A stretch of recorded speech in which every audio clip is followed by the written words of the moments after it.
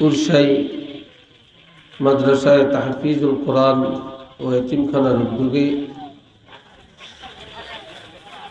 বাৎসরিক ওয়াজ ও দোয়ার মাহফিলে সম্মানিত সভাপতি জনাব নাজির আহমদ চৌধুরী, অবসরপ্রাপ্ত উপজেলা প্রকৌশলী, বনলেখা। আজকের প্রধান অতিথি এতক্ষণ যিনি আলোচনা করেছেন আল্লামা হুসামউদ্দিন চৌধুরী সাহেবজাদা ফুলতলি মুদ্দাজিল্লাহুল আলী ওয়া বারাকাল্লাহু ফি হায়াতিহি।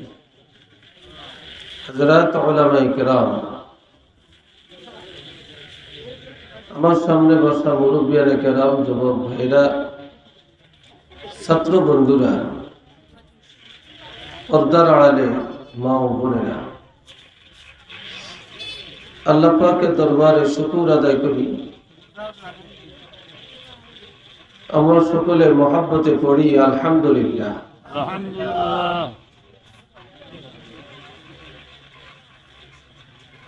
আমি কোরআন শরীফ থেকে একেবারে ক্ষুদ্র একটি আয়াত তেলাওয়াত করছি।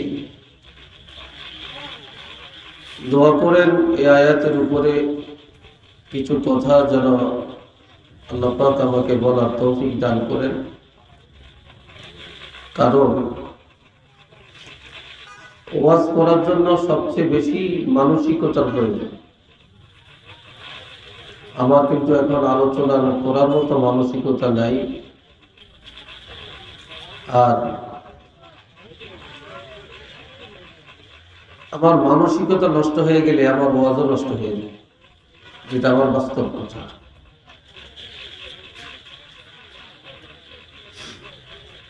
আলহামদুলিল্লাহ, ওয়াজ তো আপনারা যথেষ্ট শুনছেন, আরো ওলামায়ে কেরাম আছেন, হয়তো আলোচনা শুনবেন।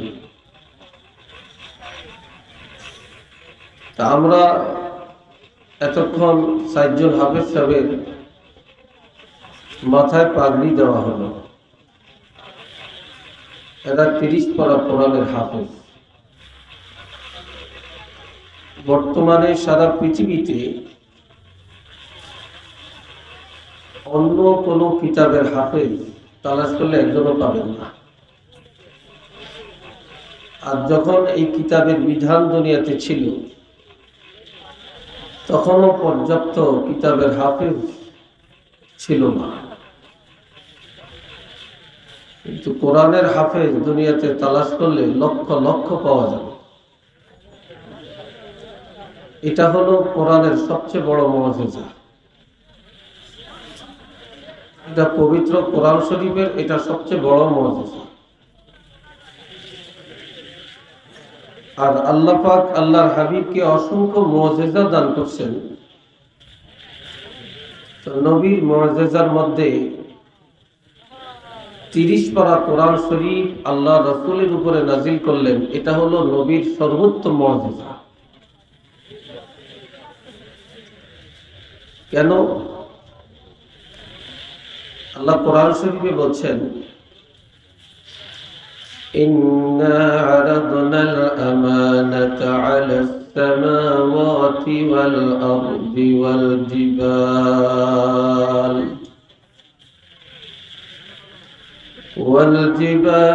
ফাআবাইনা আন ইয়াহমিলনাহা ওয়া আসফাকনা মিনহা وحملها الإنسان।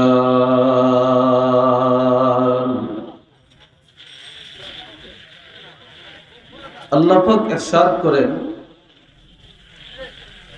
যে আমি আল্লাহ ৩০ পারা কোরআন আসমানে রাখতে চাইছিলাম, অর্থাৎ আসমানে নাজিল করতে চাইছিলাম, জমিনেও রাখতে চাইছিলাম, পাহাড়ের কাছে রাখতে চাইছিলাম। কিন্তু তারা সবাই অস্বীকার করলো, কেহই কোরআন গ্রহণ করতে রাজি হলো না। এমনকি তারা এই ব্যাপারে ভয় পেয়ে গেল, শঙ্কিত হলো চিন্তায় পড়ে গেল। وعملها الإنسان যেই কোরআন কেউ গ্রহণ করে না, এই কোরআন শেষ পর্যন্ত মানুষে গ্রহণ করবে। আর মানুষ কোরআন গ্রহণ করলো যে আমি রাসূলের উপরে কোরআন নাজিল করে কিয়ামত পর্যন্ত বিশ্বের মানুষকে আমি কোরআন দিলাম, তারা কোরআন গ্রহণ করার মতো শক্তি তারা পায়নি। যার কারণে সকল জাতির উপরে আমি আল্লাহ উম্মতে মুহাম্মদের শ্রেষ্ঠত্বকে বাড়িয়ে দিয়েছি এই কোরআনের কারণে। সর্বশেষ আল্লাহ বলছেন, ইন্নাহু কানা যালুমান জাহুলা। দুনিয়াতে অনেক জ্ঞানী, গুণী, বৈজ্ঞানিক, দার্শনিক আছেন, ইজ্জতওয়ালা, সম্মানওয়ালা লোক দুনিয়াতে অনেক আছেন। আমার আল্লাহ বলছেন সেই লোকটি দুনিয়াতে সবচেয়ে বড় ইজ্জতওয়ালা, সবচেয়ে বড় জ্ঞানী, সবচেয়ে বড় দার্শনিক, বৈজ্ঞানিক, যে এই কোরআনের হেদায়েত অর্জন করেছে, এই কোরআনের নূর যে ব্যক্তি অর্জন করতে পেরেছে। যারা কোরআন পায়াও কোরআন গ্রহণ করে না, কোরআনের ইজ্জত করে না, কোরআনের হেদায়েত অর্জন করে না, আল্লাহ বলছেন সেই হলো জাহেল এবং সেই হলো জালেম। ইন্নাহু কানা যালুমান জাহুলা। আল্লাহ কোরআন শরীফের আরেক জায়গায় বলছেন, লাউ আনজালনা হাযাল কুরআন আলা জাবালিন লারাআইতাহু খাশিআন মুতাসাদ্দিআন মিন খাশিয়াতিল্লাহ।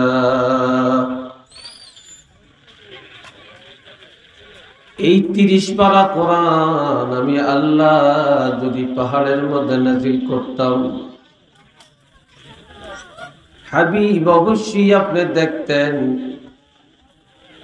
আল্লাহর ভয়ে কোরআনের সম্মানে পাহাড় চূর্ণ বিচূর্ণ হয়ে যেত, টুকরা টুকরা হয়ে যেত।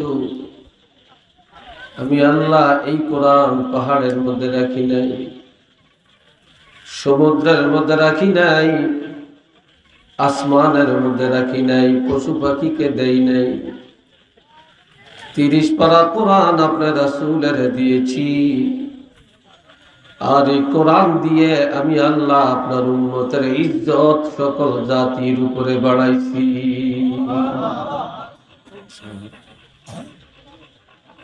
وَتِلْكَ الْأَمْثَالُ نَضْرِبُهَا لِلنَّاسِ। এই দৃষ্টান্তগুলো আমি আল্লাহ মানুষের কাছে এই জন্য উপস্থাপন করি, লাআল্লাহুম ইয়াতাফাক্কারুন। এই কোরআন পায়া শুধু গিলাপ লাগায়া মানুষ যেন ঘরের মধ্যে তাকের মধ্যে ফালায়া না রাখি, শুধু চুমা খায়াই কোরআনের সম্মান না করে। আমি আল্লাহ কোরআন দিয়েছি আমার পক্ষ থেকে চিঠি, এই চিঠিটা যেন ঘুরাইয়া ফিরাইয়া পড়ার চেষ্টা করে, জানার চেষ্টা করে, বুঝার চেষ্টা করে। কোরআনের শুরু থেকে শেষ পর্যন্ত আমি আল্লাহর বিধানগুলো, আমার হেদায়েতগুলো যেন মানুষে অর্জন করি, কোরআন নিয়ে মানুষ যেন গবেষণা করে।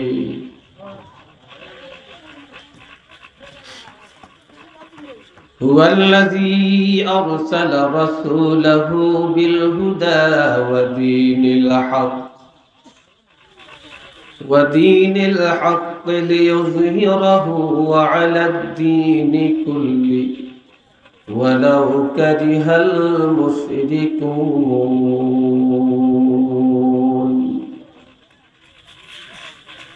তিনি হলেন বিশ্ব জগতের প্রতিপালক, অভিভাবক,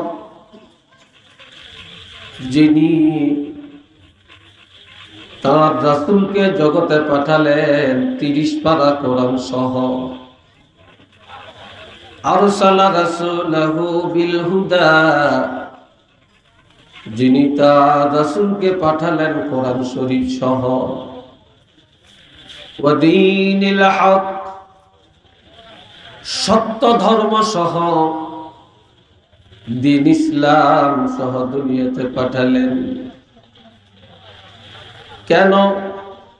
লিইয়ুযহিরাহু আলাদ দীনি কুল্লি, এই দুনিয়ায় মানব রচিত যত মতবাদ, যত ধর্ম, মানুষের মন গড়া যত ধর্ম, যত রীতিনীতি আছে, এই সব কিছুর উপরে সত্য ধর্মকে প্রকাশ করে দেওয়ার জন্য আর আসমানি যত কিতাব, সকল কিতাবের আইন বাতিল, একমাত্র কোরআনের বিধান দুনিয়াতে চলবে, এই ঘোষণাটা দেওয়ার জন্য রাসূলকে পাঠালেন। দুনিয়াতে আর কোনো মতবাদ চলবে না, আর কোনো ধর্ম চলবে না, চলবে একমাত্র ইসলাম। এই ঘোষণাটা দেওয়ার জন্যই রাসূল এসেছিলেন। ওয়ালাউ কারিহাল মুশরিকুন, আর এই সত্য কথা যখন রাসূল বলতে যাবেন, কোরআনের হক কথা বলতে যাবেন, কোরআনের হেদায়েতের কথা বলতে যাবেন, তখন রাসূল আর সকলের কাছে ভালো থাকবেন না। মুশরিকদের কাছে অপছন্দ লাগবে, কাফেরদের পক্ষ থেকে দুশমনি হবে, ইহুদি নাসারার পক্ষ থেকে জুলুম নির্যাতন শুরু হয়ে যাবে। যতই দুশমনি চলুক না কেন, আর কোনো ইসলামও আসবে না, নবীও আসবে না, কিতাবও আসবে না। কিয়ামত পর্যন্ত এই কিতাব দুনিয়াতে চলবে।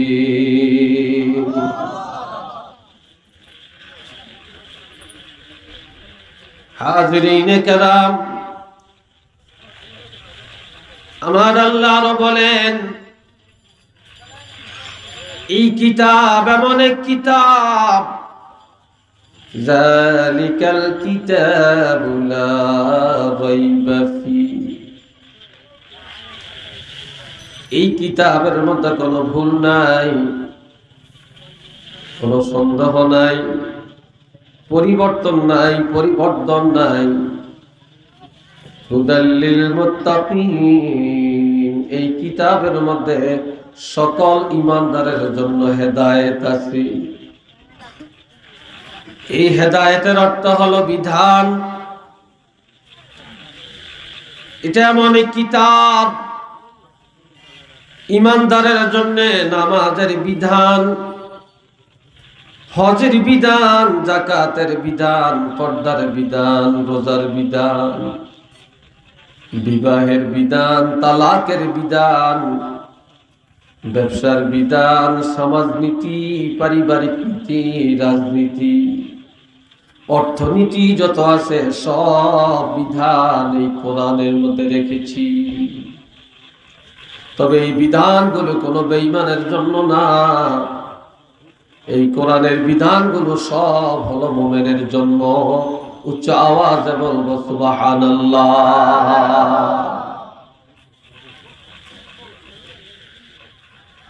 আমার আল্লাহ আরো বলেন, ইন্নাহু লাকুরআনুন কারীম, নিশ্চয়ই এটা সম্মানী কিতাব। যেই কিতাব নিজে নিজে সম্মানী,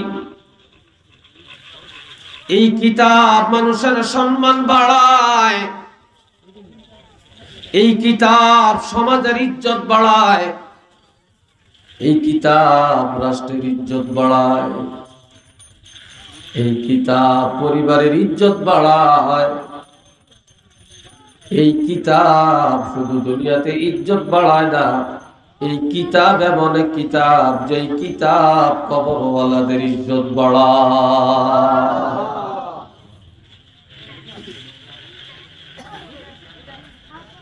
قال رسول الله صلى الله عليه وسلم إذا وضع الميت في قبره جاء القرآن عند رأسه والصلاة عن يميني والصوم عن شمالي وسائر الحسنات عند رجلي أو كما قال عليه الصلاة والسلام। আমার নবী বলেন, মাইয়িতকে যখন কবরে রাখা হয়, দুনিয়ার সব মাটি দিয়া বাড়ি ঘরে চলে যায়, কেউ কবরের সাথে যায় না। কবরের পরে দাঁড়ায়ও পাহারা দেয় না। আর আমার রাসূল বলেন, কবরওয়ালা কবরে যাওয়ার পর যদি দুনিয়ায় কোরআনের হেদায়েত অর্জন করে, কোরআনের সাথে ভালোবাসা রাখি, এই কোরআন তার মাথার কিনারের বন্ধু হয়ে দাঁড়াবে। যদি নামাজকে ভালোবাসে, নামাজ ডান পাশের বন্ধু হয়ে দাঁড়াবে। যদি রোজাকে ভালোবাসে, রোজা তার বাম পাশের বন্ধু হয়ে কবরে দাঁড়াবে। যদি নফল ইবাদত বেশি বেশি করে, এই নফল ইবাদত গুলো দুই পায়ের কাছে বন্ধু হয়ে দাঁড়াবে। এমনকি হাত্তা ইয়াদখুলাল জান্নাহ, আমার নবী ইরশাদ করেন, এই বন্ধুগুলো কিয়ামতের ময়দানে হাতে ধরে ধরে জান্নাতে পাঠাইয়া দিবে।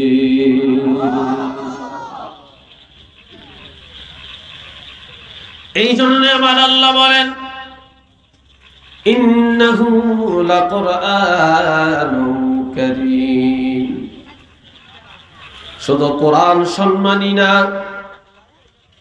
কোরআন ইজ্জতওয়ালা কিতাব, কোরআন সম্মানী কিতাব, কোরআন দামি কিতাব, যেই কিতাবে মানুষের ইজ্জত বাড়ায়, দাম বাড়ায়। কিভাবে বাড়ায়? قال رسول الله صلى الله عليه وسلم إن العالم أو متعلما، নিশ্চয়ই একজন আলেম অথবা একজন তালিবুল ইলম, ইজা মাররা আলা কারিয়া, কোন গ্রামে দিয়ে যদি হেঁটে যায় অথবা অবস্থান করে, ইউরফাউ আনহু আযাবুল কবর 40 ইয়াওমা, আমার নবী ইরশাদ করেন 40 দিনের জন্য ওই এলাকার কবরে আযাব উঠাইয়া নিয়ে যায়। এটা শুধু ব্যক্তির কারণে নয়, এটা হলো একমাত্র কোরআনের ইজ্জতের কারণে। কিসের কারণে? এটা শুধু কোরআনের ইজ্জতের কারণে। কোরআনের ইজ্জতের কারণে কোরআনওয়ালার ইজ্জত আল্লাহ বাড়ালেন, যার কারণে কবরের পাশে দিয়া হেঁটে গেলেও কবরের আযাব আমার আল্লাহ ক্ষমা করে দেন। ফি কিতাবিম মাকনুন, এটা এমন কিতাব, যে কিতাব গোপন ভান্ডারের কিতাব। এটা লৌহে মাহফুজে গোপন ভান্ডারের কিতাব। ইন্না নাহনু নাযালনা যিকরা ওয়া ইন্না লাহু লাহাফিজুন। আমার আল্লাহ বলেন, এই কোরআন নাজিল করেছি আমি আল্লাহ, কোরআনের হেফাজত করব আমি আল্লাহ নিজের হাতে। হেফাজতের জিম্মাদার আমার হাতে। দুনিয়ার সমস্ত ওলামায়ে কেরাম যদি ব্রাশ ফায়ার করে মেরে ফেলা হয়, সমস্ত হুফাজে কোরআনদেরকে যদি আগুনে পোড়াইয়া ছাই করে দেয়, সমস্ত ইমাম মুয়াজ্জিনদেরকে যদি জবাই করে মেরে ফেলা হয়, সমস্ত কোরআন শরীফগুলো যদি মহাসাগরে ফেলে দেওয়া হয়, তারপরেও আমার আল্লাহ বলেছেন এই কোরআন ধ্বংস হবে না, হবে না। কেননা কোরআনের হেফাজতকারী আমি আল্লাহ, আর এটা লৌহে মাহফুজে গোপন ভান্ডারের মধ্যে সংরক্ষণ করা আছে।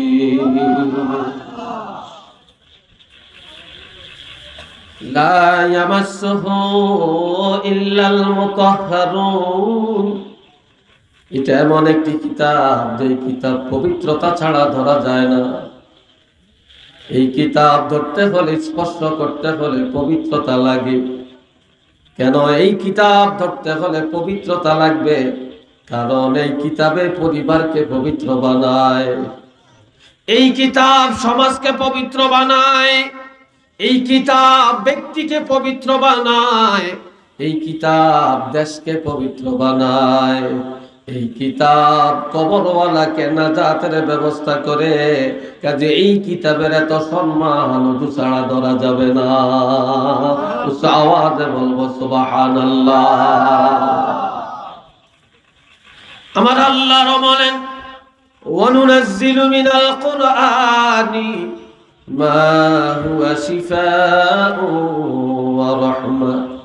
ওয়া রাহমাতুল লিল মুমিনিন। কোরআন নাযিল করেছি আমি আল্লাহ মানুষের দেহের ঔষধ হিসাবে। কোরআন সবচেয়ে বড় মেডিসিন। এই দুনিয়ার মানুষের তৈরি ঔষধ যখন অকার্যকর হয়ে যায়, তখন কোরআনের ঔষধের কাজ শুরু হয়।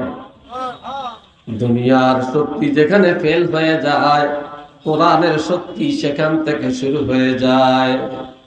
এই দুনিয়ার সমাধান যেখানে শেষ হয়ে যায়, কোরআনের সমাধান সেখান থেকে শুরু হয়ে যায়। ওয়া রাহমাতুল লিল মুমিনিন। আর এই কোরআন মুমিনের জন্য রহমত। এই কোরআন বিশ্ব জগতের মুমিনের জন্য রহমত। কোন বেঈমানের জন্য কোরআন রহমত না।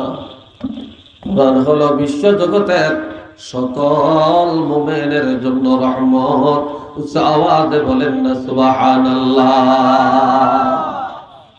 এই কোরআন দেহের রোগের ঔষধ, কোরআন মরণ রোগের ঔষধ, এই কোরআন সামাজিক রোগের ঔষধ, এই কোরআন মুসলমানে দ্বন্দ্ব মিটানের ঔষধ, এই কোরআন চাচা ভাতিজা দ্বন্দ্ব মিটানের ঔষধ, এই কোরআন জায়গা জমি নিয়ে ঝগড়া লাগলে মিটিয়ে দেওয়ার ঔষধ, এই কোরআন স্বামী স্ত্রীর মধ্যে সমস্যা দেখা দিলে এই দ্বন্দ্ব মিটানের ঔষধ।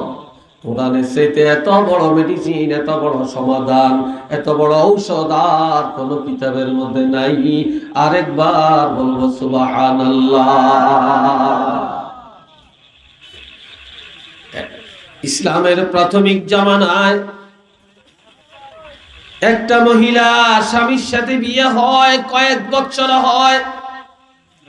পৃথিবীর সব মায়েরা চায় একটা সন্তানের মা হবে, পৃথিবীর সব পুরুষে চায় একটা সন্তানের বাপ হবে। কিন্তু মহিলার গর্ভে বাচ্চা কনসিভ হয় না, বাচ্চা টিকে না। স্বামী সিদ্ধান্ত নেয় শুধু বাচ্চার জন্য সে আর একটা বিয়ে করবে, অথবা এই স্ত্রীকে তালাক দিবে। স্ত্রী এটা টের পায়। আস্তে আস্তে আল্লাহর হাবিবের খেদমতে আসলেন। এসে বলে, ইয়া রাসূলুল্লাহ, আমার বদনসিব, আমি পোড়া কপাল। ও নবী, আমার স্বামী সিদ্ধান্ত নেয় আমাকে তালাক দিয়ে বিয়ে করবে সন্তানের আশায়, তবে আমার গর্ভে কোনো সন্তান টিকে না। আপনার কাছে কোনো ঔষধ থাকলে বলেন, আমার একটু উপকার করেন। আমার নবী বললেন, মহিলা, তুমি কোরআন জানো? বলে, জানি। যদি তুমি কোরআন জানো আর ঔষধ লাগবে না। কেননা কোরআনের চাইতে বড় ঔষধ আল্লাহ পাঠায় না। তুমি চলে যাও, প্রতিদিন এশার নামাজ পড়ে ঘুমানোর আগে ওযু করে একবার সূরা মরিয়ম তেলাওয়াত করবা। সূরা মরিয়ম তেলাওয়াত করে এরপরে তুমি ঘুমাইয়া যাবে। আশা করা যায় আল্লাহর কোরআনের সূরা মরিয়মের উসিলায় তোমার স্বামীর নসল থেকে আল্লাহ তোমার গর্ভে নেক সন্তান পাঠাইয়া দিবে। এ বন্ধুরা আমার, এ মহিলা চলে যায়, সে আমল করতে থাকে। কিছুদিন পরে যখন বুঝতে পারে তার গর্ভে সন্তান আসছে, নবীর কাছে যে দোয়া চায়, আবার সন্তান যখন ভূমিষ্ঠ হয়ে যায়, ওই সন্তানকে কোলে নিয়ে রাসূল পাকের দরবারে চলে যায়। নবী গো, এই আমার ছেলে, আল্লাহর কোরআনের বরকতে আল্লাহ আমাকে সন্তান দিয়েছেন, তবে দোয়া করেন আমার এই সন্তানের দ্বারা যেন কোরআনের খেদমত আল্লাহ কবুল করে নেন। এ ভাইয়েরা আমার, আল্লাহ পাক কেমন কবুল করেছেন। ওই সন্তানের নসলে অসংখ্য মুহাদ্দিসিনে কেরাম, অসংখ্য মুফাসসিরিনে কেরাম, অসংখ্য ওলি আল্লাহ আমার আল্লাহ দুনিয়াতে পাঠালেন। এমনকি হযরত শাহ আব্দুল হক মুহাদ্দিস দেহলভী রাহমাতুল্লাহি আলাইহি, যিনি মাদারিজুন নবুয়ত কিতাবটা লিখেছেন, সে মুহাদ্দিস আব্দুল হক মুহাদ্দিস দেহলভী, তিনি পর্যন্ত ওই বংশ থেকে আসছে।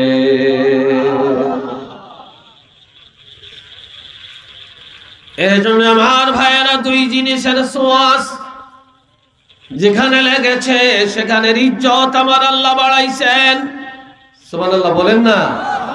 সেখানে ইজ্জত আমার আল্লাহ বাড়াইছেন। মক্কা শরীফ 1 রাকাত নামাজ পড়লে 1,00,000 রাকাতের সওয়াব। মক্কার মাটির সাথে আমার নবীর সম্পর্ক, নবীর আগমন। আর মক্কা শরীফ সর্বপ্রথম আল্লাহ কোরআন নাজিল করেন, যার কারণে মক্কার ইজ্জত আল্লাহ বাড়ালেন। মদিনা শরীফ 1 রাকাত নামাজ পড়লে 50,000 গুণ বেশি সওয়াব। মদিনায় আমার নবীর জিয়ারত, হিজরত এবং নবীর রওজা। আর মদিনায় যাওয়ার পরে কোরআন নাজিল হয়, যার কারণে মদিনা মুনাওয়ারার সম্মান আমার আল্লাহ বাড়ায়া দেয়। মক্কাতে একটা পাহাড়, যার নামে গারে হেরা।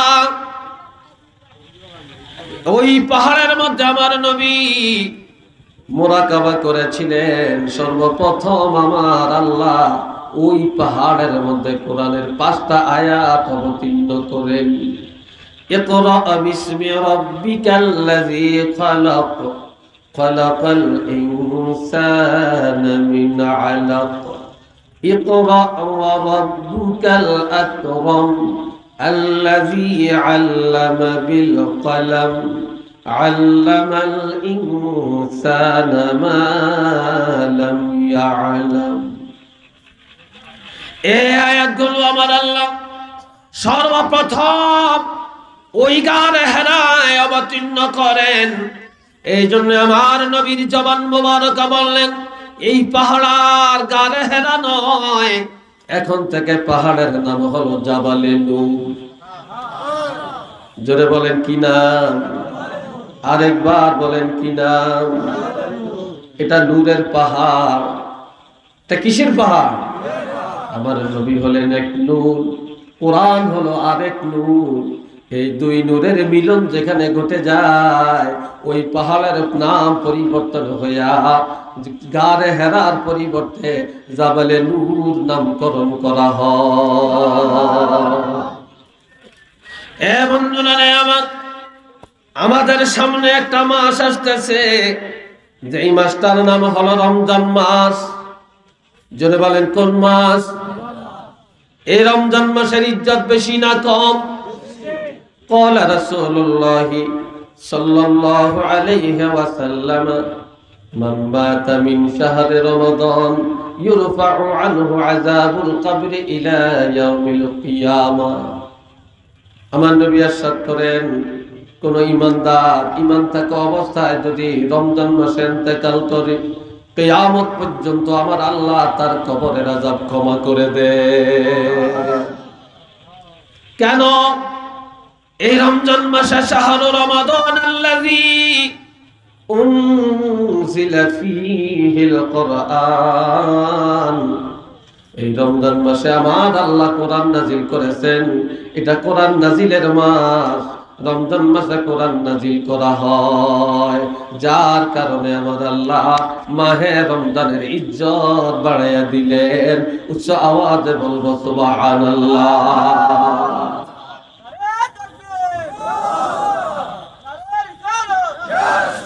এ ভাইরা আমার, হুদাল লিন্নাস, আমার আল্লাহ বলেন এই কিতাবের মধ্যে আছে মানুষের জন্য হেদায়েত। আর এই হেদায়েতের অর্থ হলো দাওয়াত। এখানে মানুষ দুই ভাগে বিভক্ত, যারা ঈমানদার তারাও মানুষ, যারা ঈমান আনে না তারাও মানুষ। কথা ঠিক কিনা বলেন? তাহলে ঈমানদারের জন্য আছে কোরআনে বিধান, আর যারা বেঈমান তাদের জন্য বিধান নাই, তাদের জন্য আছে দাওয়াত। তাদের জন্য কি?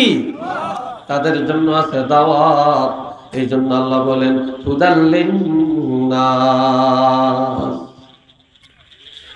এই রমজান মাসে একদিন সাহাবায়ে কেরাম রাসূলের দরবারে আরজ করেন, ইয়া রাসূলুল্লাহ, আমরা আখিরি জামানার নবীর উম্মত, আমাদের হায়াত সবচেয়ে কম।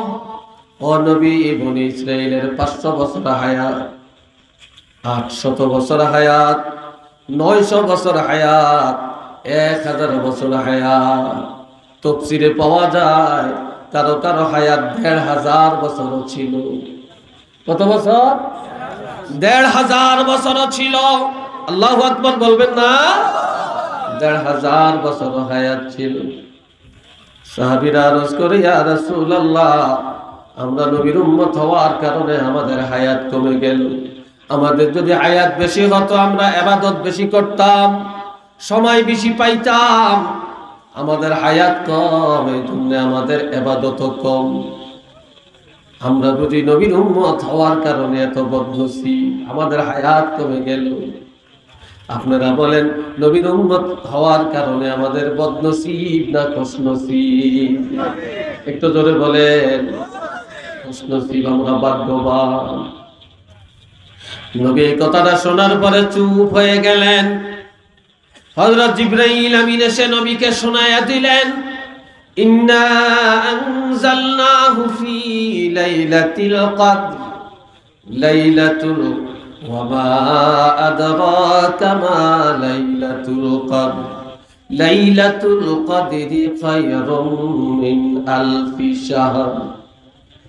আমার আল্লাহ বলেন, হাবিব, আপনার উম্মতে দাবি জানালো তাদের হায়াত আমি আল্লাহ কমায়া দিলাম, তবে জেনে রাখবেন, তাদেরকে জানিয়ে দেন আমি আল্লাহ এমন একটা রাত নির্ধারণ করেছি, এই রাত্রটা আর কাউকে দেই না। এটা কোন রাত? আমি আল্লাহ 30 পারা কোরআন নাজিল করেছি লাইলাতুল কদরে। এই লাইলাতুল কদর আমি আল্লাহর কাউকে দেই না। আপনি কি জানেন লাইলাতুল কদরটা কি? আল্লাহ নিজে জবাব দেন, লাইলাতুল কদরটা হলো 1000 মাসের চেয়ে অনেক দামি। 1000 মাসে 83 বছর 4 মাস আপনার উম্মতের হায়াত কমায়া দিলাম, এমন একটা রাত্র দিলাম, এই রাত্রের মধ্যে যদি জেগে আমি আল্লাহর ইবাদত করে 83 বছর 4 মাসের চাইতে আরো বেশি মর্যাদা পাবি। আমার ভাইরা, কারো জীবনে যদি 10টা লাইলাতুল কদর পেয়ে থাকেন, কেউ যদি 20 বছরে 20টা সবে কদর পেয়ে থাকেন, 40 বছরে 40টা লাইলাতুল কদর পেয়ে থাকেন, এবার আপনি হিসাব করে দেখেন, হায়াত কম হলেও ইবাদতের বরকত আমার আল্লাহ হাজার হাজার বছর বাড়াইয়া দিছে। কথা ঠিক না? এ বন্ধুরা রে আমার,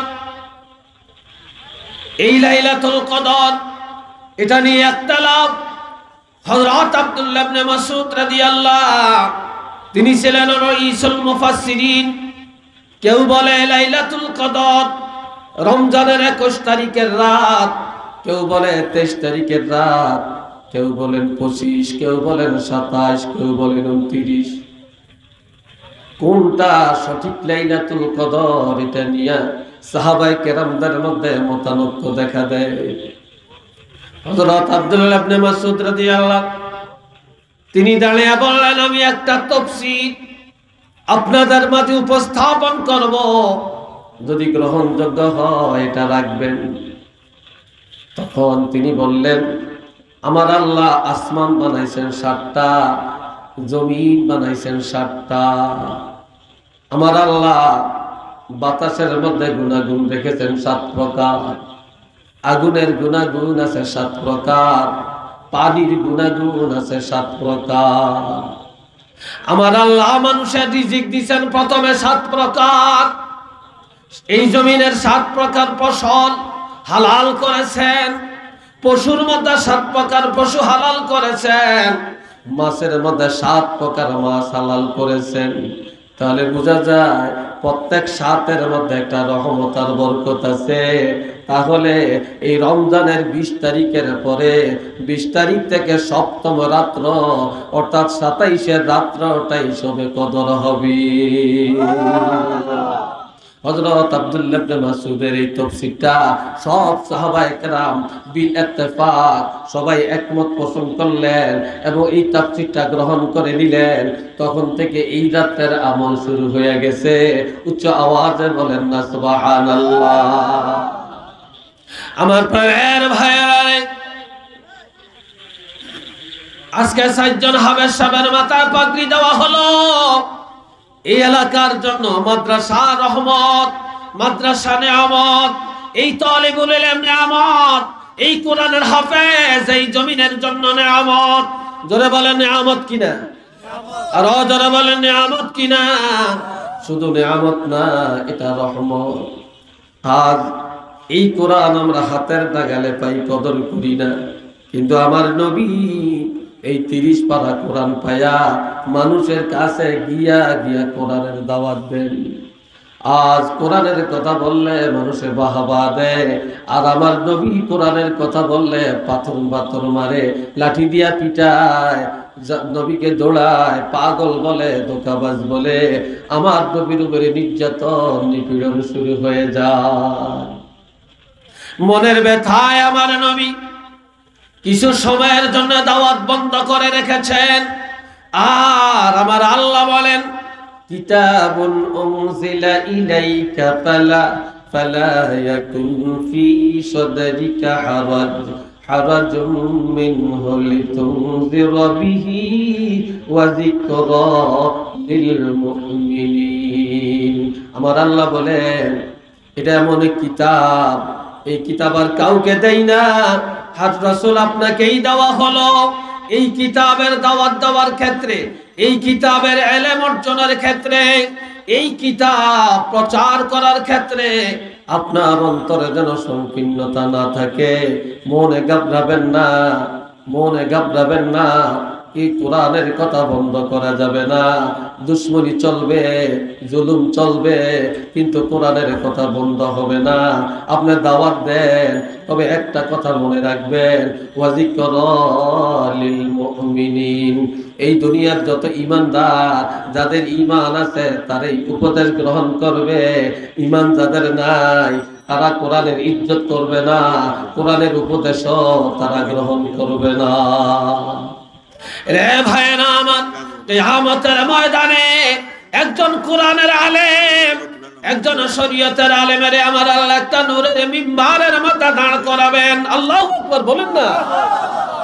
আল্লাহ তার মাথা, তার মা বাপের মাথায় আমার আল্লাহ নূরের টুপি পরাইয়া দিবে। আর শহীদেরা, নবীরা, সাহাবীরা ইচ্ছা করবে এরা কারা? এত সম্মান, এত ইজ্জতেরা কারা? এই সময় ফেরেশতারা পরিচয় করাইয়া দিবেন, এরা শ্রেষ্ঠ নবীর উম্মত। নবীর উম্মতের মধ্যে যারা উলামায়ে কেরাম, তখন আলেমের মা জাহান্নামী, দৌড়ে যাবে, ছেলে রে ও ছেলে আমি জাহান্নামী, বলবে মা দাঁড়ান। বাবা জয়া বলবে আমি জাহান্নামী, বলবে দাঁড়ান। চাচি আম্মা বলবে আমি জাহান্নামী, বলবে দাঁড়ান। চাচা জয়া বলবে আমি জাহান্নামী, বলবে দাঁড়ান। দাদা দাদি নানা নানি বলবে নাতি রে আমরা জাহান্নামী, বলবে দাঁড়ান। বন্ধু বান্ধব প্রতিবেশী যে বলবে আমরা জাহান্নামী, বলবে দাঁড়ান। আর আমার নবী বলেন যাদের উপরে জাহান্নাম ওয়াজিব হয়ে গেছে কিয়ামতের ময়দানে একজন আলেমের উসিলায় ৮০,০০০ ৪০,০০০ থেকে ৮০,০০০ পর্যন্ত আমার আল্লাহ ক্ষমা করে দিয়ে জান্নাতে পাঠাবে। এ বন্ধুরা আমার, তাহলে হাফেজে কোরআনের বাপ, একজন হাফেজে কোরআন যদি হাফেজে বা আমল হয়, কোরআনের হাফেজ হলো এবং কোরআন হাদিস অনুযায়ী তার জিন্দেগিটাও পরিচালনা করলো। আল্লাহর হাবিব বলেন এমন একজন হাফেজে কোরআন কমপক্ষে ১০ জন জাহান্নামীকে জান্নাতে নিয়ে যাবেন। উচ্চ আওয়াজে বলেন না সুবহানাল্লাহ। তাহলে এই মাদ্রাসার পক্ষে, আল্লাহর কোরআনের পক্ষে আপনারা থাকবেন তো? আপনাদের আজকে যারা ৬০ জন ছাত্র পাগড়ি নিল, এই ছাত্রদের আব্বা যদি এখানে থাকেন তার কাছে কত ভালো লাগছে? চিল্লিয়ে বলেন ভালো লাগছে কিনা? কত স্বাদ লাগছে। আর আপনারা যারা দেখেছেন আপনাদের কাছে মজা লাগছে না? আপনাদের সন্তান এভাবে হাফেজে কোরআন হোক, মাথায় পাগড়ি নেক, তারা কোরআনের খেদমত করুক, তারা আল্লাহওয়ালা হোক, আর সেই আলেমের সেই কোরআনওয়ালার বাপ মা আত্মীয় স্বজন আপনারা হবেন। এটা কি আমরা চাই না? একটু কারা কারা চাই একটু হাত তুলে দেখান। আল্লাহ দেখো, নারে তাকবীর, নারে রিসালাত। আল্লাহ কবুল করেন, সবাই বলেন আমিন। আরেকবার বলেন আমিন। সাল্লাল্লাহু আলা সাইয়্যিদিনা ওয়া মাওলানা মুহাম্মদ ওয়া আলা আলিহি ওয়া আসহাবিহি ওয়া বারিক ওয়া সাল্লিম। সাল্লাল্লাহু আলা সাইয়্যিদিনা ওয়া মাওলানা মুহাম্মদ ওয়া আলা আলিহি ওয়া আসহাবিহি ওয়া বারিক ওয়া সাল্লিম। আলহামদুলিল্লাহি রাব্বিল আলামিন ওয়াল আকিবাতু লিল মুত্তাকিন ওয়াসসালাতু ওয়াসসালামু আলা রাসূলিহিল কারীম ওয়া আলা আলিহি ওয়া আসহাবিহি আজমাইন। রব্বানা যালামনা আনফুসানা وإن لم تغفر لنا وترحمنا لنكونن من الخاسرين رب ارحمهما كما ربياني صغيرا رب العالمين আল্লাহ মুনাজাত কবুল করেন, মাহফিল কবুল করেন, আয়োজকদের আয়োজন কবুল করেন। ৬০ জন হাফেজ সাহেব পাগড়ি নিল, আল্লাহ তাদের হাফেজা শক্তি বাড়াইয়া দেন। আল্লাহ মাদ্রাসা কবুল করেন, মাদ্রাসার শিক্ষক ছাত্রদেরকে কবুল করেন, তাদের জাহান জাকাত বাড়াইয়া দেন। সারা বিশ্বের মুমিন মুসলমানকে ক্ষমা করে দেন। আমাদের আব্বা আম্মা সহ যারা কবরবাসী আল্লাহ তাদের কবর জান্নাতের বাগান বানিয়ে দেন। মাদ্রাসার পরিচালক মুরব্বী হাফেজ সাহেব হুজুরের নেক হায়াত দান করেন। ওনার সন্তানগুলোকে আল্লাহ আপনি কবুল করেন। আয় আল্লাহ ফরিয়াদ তোমার দরবারে, আল্লাহ এই এলাকার প্রত্যেকটা ঘরে ঘরে কোরআনের বাতি জ্বালাইয়া দেন। আল্লাহ আল্লামা সাহেব কিবলা ফুলতলি রহমাতুল্লাহ আলাইহি দরজা বুলন্দ করে দেন। আল্লাহ নবীর মহব্বত, ওলি আল্লাহদের মহব্বত আমাদের অন্তরে পয়দা করে দেন। আমাদের সন্তানগুলোকে আল্লাহ কোরআন ওয়ালা হিসাবে কবুল করেন। আল্লাহ দিনদারি নসিব করে দেন। আল্লাহ যার যত রোগ আছে সুস্থ করে দেন, মুসিবত দূর করে দেন, মুশকিলাত আসান করে দেন। রব্বুল আলামিন আয় আল্লাহ আজকের এই জলসা নাজাতের জরিয়া বানায়া দেন। উলামায়ে কেরাম আলোচনা করবেন, আল্লাহ ধৈর্যের সাথে সবাইকে আলোচনা শোনার তৌফিক দান করে দেন। ওয়া সাল্লাল্লাহু তাআলা আলা খায়রি খালকিহি মুহাম্মাদিন ওয়া আলা আলিহি ওয়া সাহবিহি আজমাইন। واجعل آخر كلامنا عند الموت لا إله إلا الله محمد رسول الله। আসসালামু আলাইকুম ওয়া রাহমাতুল্লাহ।